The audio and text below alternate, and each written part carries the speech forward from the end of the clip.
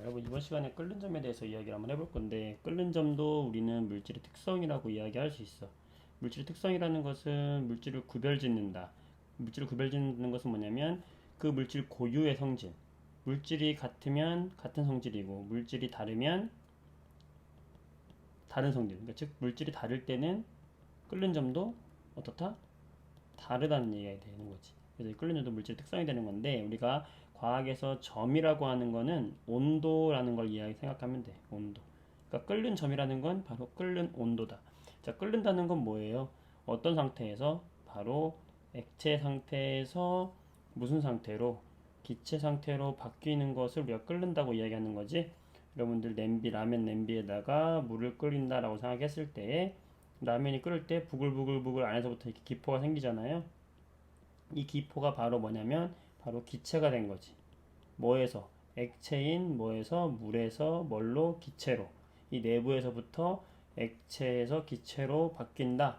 자, 요걸 우리 상태 변화 이름을 뭐라고 하냐면 기체로 된다. 그래서 기화 이렇게 이야기하죠. 즉 기화될 때의 뭐? 기화될 때의 온도, 기화될 때의 온도를 우리는 끓는 점이다라고 얘기합니다. 자, 끓는 점 처음 듣는 사람들은, 끓는 점을 잘 모르는 친구들은 끓는 점은 몇 도예요? 물어보면 100도예요 라고 이야기할 수 있는데 우리가 흔히 이야기하는 끓는 점이 100도다 라고 이야기했던 얘는 누구의 끓는 점이냐면 우리 주변에서 가장 많이 보고 있는 바로 물의 끓는 점이에요. 그러니까 물만 100도씨에서 끓는 거예요. 다른 물질들은 끓는 점이 달라요. 자, 그거에 대해서 잠시 얘기할 거고. 자, 그럼 끓는 점은 왜 물질마다 다르냐? 왜 물질마다 다르냐? 그 이유는 바로 이 물질을 이루고 있는 이 분자의 모형 구조를 생각하면 돼요. 자, 물을 예를 들어 볼게요. 물이라고 하는 게 이렇게 분자들이 액체 상태라고 하면 이렇게 붙어 있거든, 거의 붙어 있어. 물 분자들이 붙어 있다고. 이렇게 여기까지만 그려볼게요. 세 줄까지만 그려볼게요. 자, 물 입자들이 이렇게 붙어 있단 말이에요. 액체 상태로.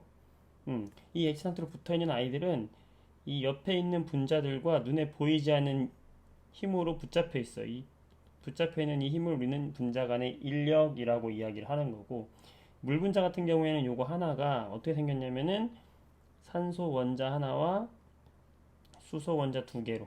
그러니까 얘를 그냥 선생님이 동그랗게 하나로 그냥 그렸다고 생각해 주면 됩니다. 자, 이런 물 분자 간의 인력이 있는데 물 분자가 중학교 과정에서는 여기까지 설명을 배우진 않지만 이제 고등학교 과정까지 가면은 또 배울 수 있는 심화 내용이니까. 자, 물 분자는 이렇게 수소와 산소가 있는데 이 산소가 전자를 잘 뺏어오기 때문에 산소가 부분적으로 마이너스를 띠게 되고 수소가 전자를 잘 뺏겨서 부분적으로 플러스가 돼요. 상대적으로 옆에 있는 물 분자도 부분적으로 수소가 플러스 전자를 잘 뺏겨가지고 산소 쪽으로 잘 뺏기니까 산소 쪽은 부분적으로 마이너스 전자가 마이너스 성질을 띠고 있기 때문에. 자, 그래서 요 수소와 산소 사이에는 플러스와 마이너스 사이에 작용하는 정전기적인 인력이 강하게 작용합니다. 강하게 작용하기 때문에 우리가 특히 물 같은 경우에 이런 결합을 수소가 중간에 끼어 있는 결합이다. 그래서 수소 결합이다 라고 이야기하고, 이 수소 결합력은 다른 인력에 비해서 매우 센 힘을 가지고 있어요. 그래서 이 물 분자 사이에 잡아당기는 이 빨간색으로 표현한 이것이 바로 물 분자 사이에 강하게 작용하고 있는 인력인데, 이 물 입자가 바로 뭘로? 수증기인 기체로 상태가 변하려면 이 인력을 끊고 물 분자가 나가야 돼. 잘 있어, 나는 갈게 하고 얘가 나가야 되거든. 그럼 이 인력을 끊고 나가려면 얘네들은 높은 에너지를 가지고 있어야 된다. 그러니까 어떻게 해줘야 돼? 바로 높은 열을 가해줘야 되고, 이 가해지는 열이 많아야 여기를 끊는다. 즉 인력이 커지면, 분자 간의 인력이 커지면은 뭐도 높아지겠어요? 바로 그 물질, 액체 물질의 뭐도 끓는 점도 높아지게 된다. 이게 기본이야, 기본. 아, 액체 물질의 인력이 커지면 끓는 점도 높아지겠구나. 이게 기본이에요. 특히 물 같은 경우에는 이렇게 수소 결합이라는 강한 인력이 작용하고 있기 때문에 물이 수증기로 끊어지기가, 분자가 끊고 이 힘을 끊고 나가기가 매우 힘들구나. 그래서 물에 끓는 점은 100도씨로 매우 높구나. 선생님 100도씨가 높은 거예요? 뭐 1000도씨, 10,000도씨도 있잖아요. 굉장히 높은 거예요. 자, 예를 들어서 우리 산소 기체 우리 주변에 숨을 쉴 때 이용한 산소 기체 있죠? 요 산소 기체의 끓는 점은 얼마일 것 같아요? 얘의 끓는 점은 마이너스 182도 정도 돼요. 질소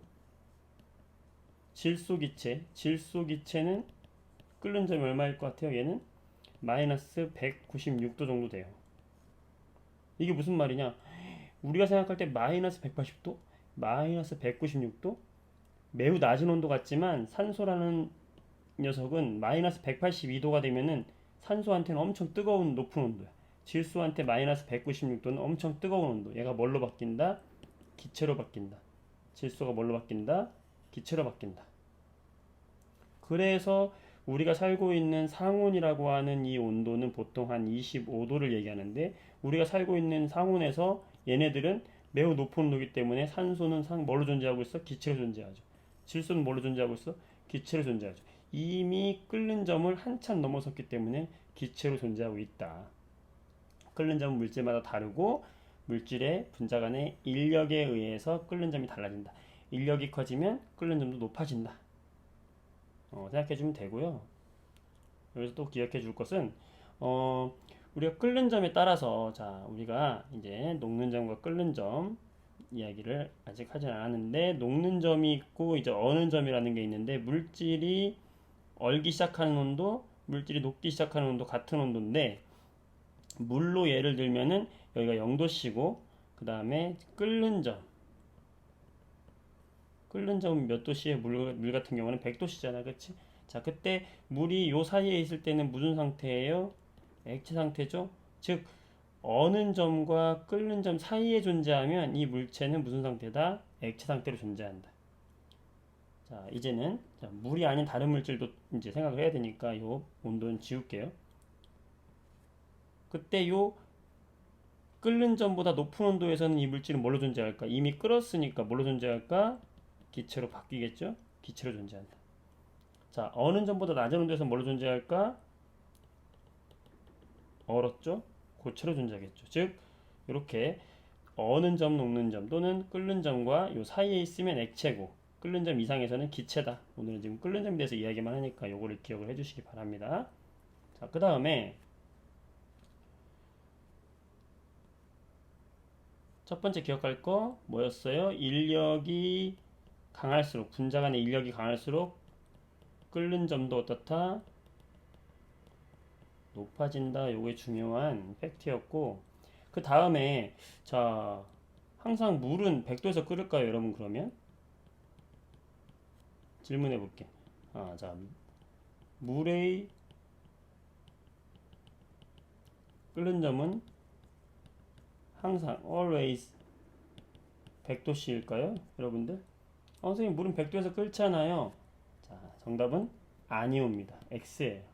자, 왜 그러냐면 바로 이 끓는 점은 뭐에 영향을 받냐면 압력에 영향을 받아요. 압력이 높아지면, 결론부터 얘기하면 압력이 높아지면 끓는 점도 같이 높아집니다. 자, 이게 무슨 말이냐? 자, 아까 다시 물을 예를 들어볼게요. 자, 물 분자들이 이렇게 있었지. 물 분자들이 이렇게 있었고 이 분자들 사이에는 뭐가 작용한다? 분자 사이에는 뭐가 작용한다? 분자 간에 인력이 작용한다. 사방으로 이 인력이 작용하는데, 이 인력을 끊고 어떻게 돼야 돼? 나가야지만 뭐가 되는 거예요? 기체가 되는 거잖아.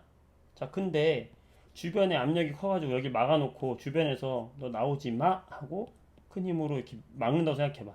이 큰 힘으로 막는 게 뭐냐면 바로 압력이죠. 이게 압력이잖아. 나오지 못하게. 자, 나오지 못하게 막아. 그러면 어떻게 돼? 더 열을 많이 가해줘야 되겠네? 그래야지 뛰쳐나갈 거 아니에요? 그치? 지금 무슨 말이냐? 압력이 높아지면 더 많은 에너지가 필요하기 때문에 끓는 점도 높아진다. 반대로 그러면 압력이 낮아지면 끓는 점은 어떻게 된다? 낮아진다. 반대가 되겠죠, 이렇게. 자, 그래서 우리 그 높은 산에서 밥을 하면 설익는다, 이런 얘기 들어본 적 있을 거예요. 우리가 자, 높은 산 꼭대기에서 밥을 지으면은 밥이 잘 익지 못한다, 설 익는다 라고 우리가 이야기를 한단 말이에요. 자, 왜 그럴까? 그 얘기가 뭐냐면, 자, 높은 산이에요. 자, 높은 산은 공기가 희박해요. 공기가 희박하니까 대기압이, 기압이 아래쪽보다 어떨까? 낮아요. 그러니까 여기 있는 물이 있는데, 이 물이 요 땅 밑에서는 말이지, 이 땅 밑에서는 물이 몇 도에서 끓었어? 100도씨가 돼서 끓었지만 이 높은 산은 기압이 낮아졌기 때문에 물이 100도씨가 안 돼도 더 잘 날아갈 수 있는 거야. 막는 기압이 적으니까. 그러니까 얘는 막 80도씨에서 끓는 거예요. 80도씨 이상에서 못 끓어. 80도씨에서 끓어서 다 기체가 돼. 여기서 밥이 돼. 밥이 어떻게 돼? 잘 익지 못하겠죠. 설 익는다.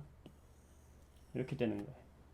자, 그래서 끓는 점은 기압의 영향도 받는다.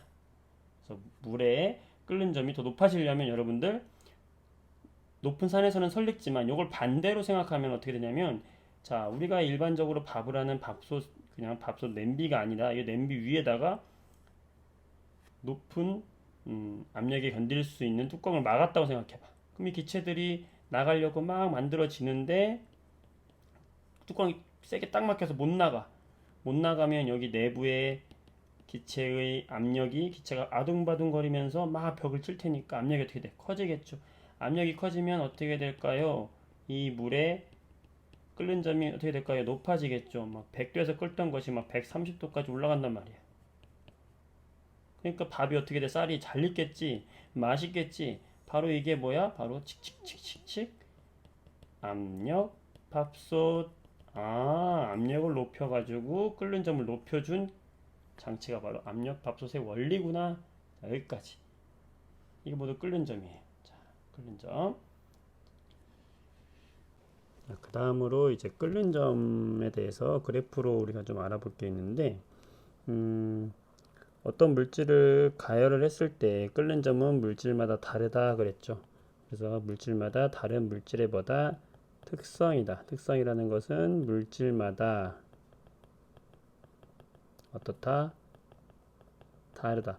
그 말은 같은 물질이면 끓는 점이 같다라고 생각해도 된다는 얘기가 되는 거죠. 그래서 이게 아래쪽이 뭐 가열하는 시간이다. 물론 동일한 열 에너지로 우리가 가열한다는 전제 조건 하에 가열을 계속했을 때 온도 변화를 보는 거예요. 자, 그랬을 때 어떤 그래프는 자, 이렇게 올라가서 여기서 끓더라. A라는 물질은 여기서 끓었고, 자, B라는 물질은 여기서 끓더라. B라는 그래프는 여기서 끓고, 그 다음에 C라는 그래프는 여기서 끓더라. 이게 C라고 해보자. 이게 C라고 해보고, 자, 그 다음에 D는 여기서 끓더라. 자, 그랬을 때 우리 여기서 두 가지를 봐야 되는데, 첫 번째는 이 가열 곡선에서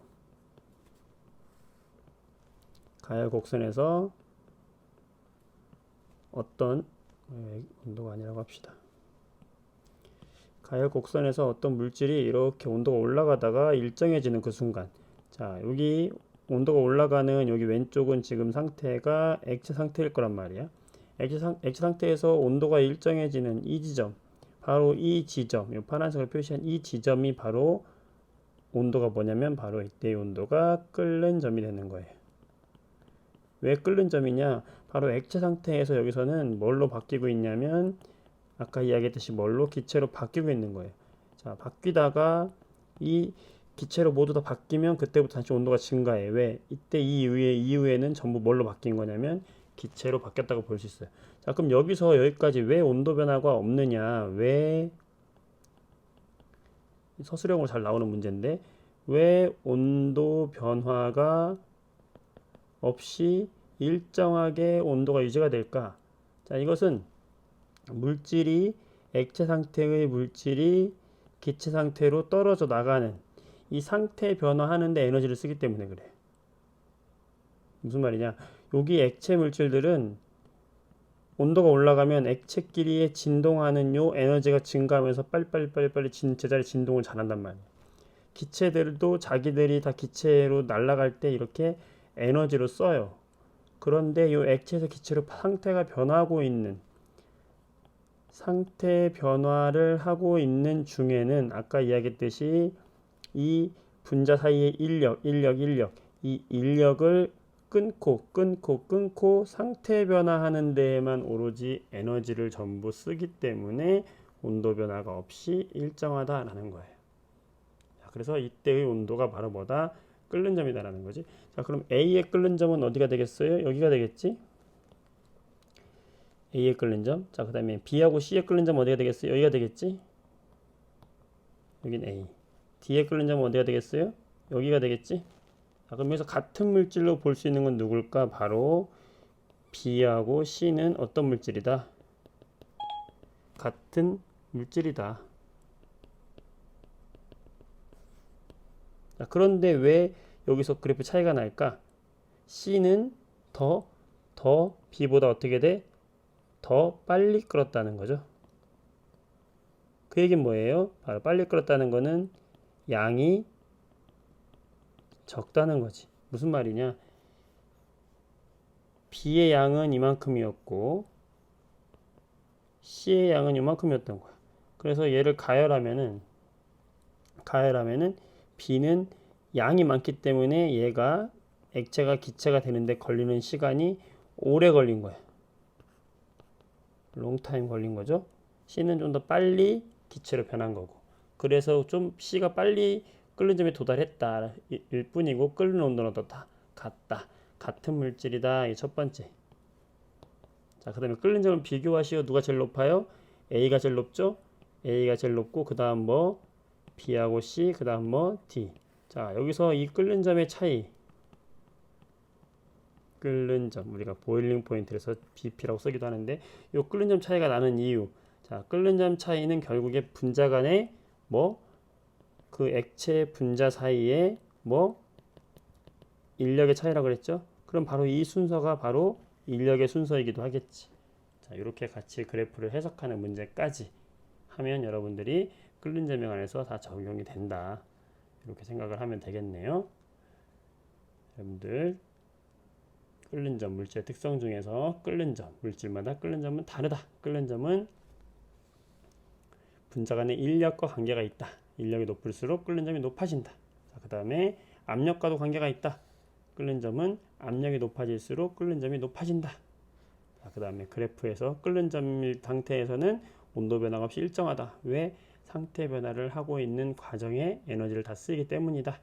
그 다음 같은 끓는 점을 갖고 있을 때 양에 따라서 끓는 점에 도달하는 시간이 빠를 수도 있고 느릴 수도 있다. 그 다음 끓는 점의 순서가 결국에 곧 분자 간의 인력의 순서다. 자, 이렇게 요약하면 되겠네요. 수고 많았습니다. 정리 잘 하세요.